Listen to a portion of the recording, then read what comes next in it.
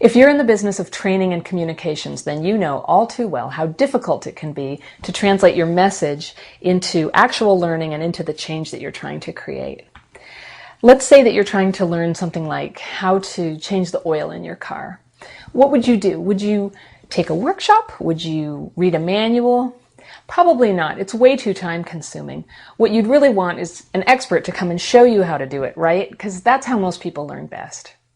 But at your work, you may have large numbers of people who need to learn something and very few who can actually show them. Plus, the learners may be spread out over a really large geographic area, and they may have very different schedules and very different learning styles. This is when e-learning can be such a beautiful solution. E-learning lets you integrate video and PowerPoint text and audio narration and interactive exercises and games. And it lets the learners see what you're trying to teach them. They can see it and hear it and read it and try it for themselves. It's an incredibly powerful tool. So think about your work.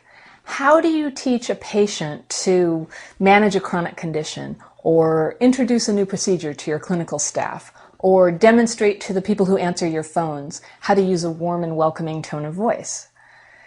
Conventional training methods can only take your message so far. They can feel tedious and time-consuming, and too often they fail to make a lasting impact.